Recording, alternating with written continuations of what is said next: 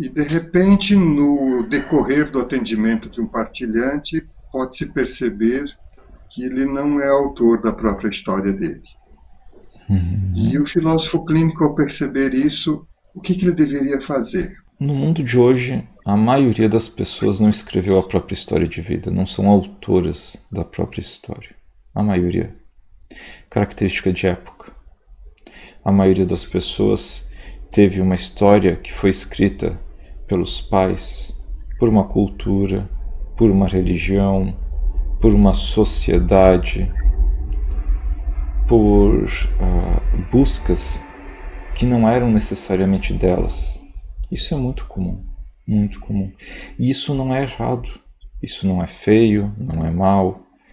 Na maioria das vezes nós não vamos fazer nada nesse sentido, porque é o modo com o qual a pessoa se estruturou ao longo da vida. Algumas pessoas, inclusive, elas dão graças a Deus porque nunca escreveram a própria história de vida. Elas dizem, olha, se eu tivesse escrito, ao invés de eu deixar para a minha mãe, para o meu irmão, para minha esposa, eu teria me colocado em grandes problemas. Grandes problemas. Então, felizmente eu não escrevi. Só que, é claro, muitas pessoas batem um orgulho, muitas pessoas elas têm dificuldade com isso.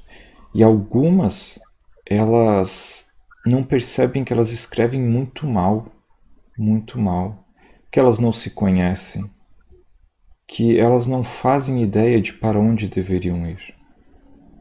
Porém, nós também temos casos de pessoas que tiveram a história de vida escrita por outros de forma desastrosa, porque escreveram histórias que não têm nada a ver com aquela pessoa. É frequente nós vermos pais tentando escrever a história de vida dos filhos, não segundo as propensões dos filhos, mas segundo aquilo que eles sonham, segundo aquilo que eles querem, segundo aquilo que eles acham melhor. Antigamente isso era muito frequente. O meu pai quer que eu faça engenharia, medicina, quer que eu faça odontologia, e eu fui e fiz. Eu não gostava, mas eu fiz porque o meu pai me obrigou. Eu fiz porque era meu pai que pagava as contas, então ele podia decidir. Era ele que estava pagando a faculdade.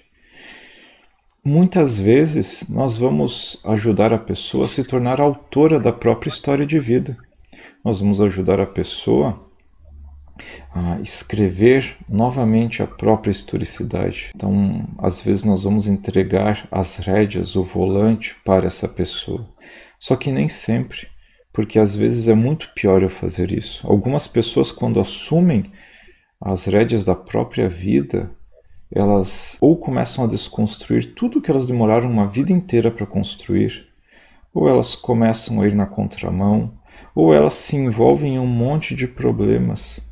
Então, às vezes, eu tenho que ensinar o sujeito não apenas a ser o próprio autor, a retomar o controle da própria história, mas eu também tenho que ensiná-lo a escolher os caminhos, porque alguns não sabem escolher os caminhos. E eles colocam isso muito facilmente na história de vida. Aquela vez eu queria isso, mas a minha irmã não deixou. E eu fico feliz que ela não deixou, porque se eu tivesse feito aquilo, eu tinha me ferrado com tal e tal coisa. Eu acho que retomar a própria história de vida, nas circunstâncias de mundo de hoje, é algo muito interessante para muitas pessoas, não para todas. Sobretudo para aquelas pessoas que se afastaram de si próprias, que desconstruíram a sua identidade, que não sabem mais quem são, o que querem, para onde desejam ir.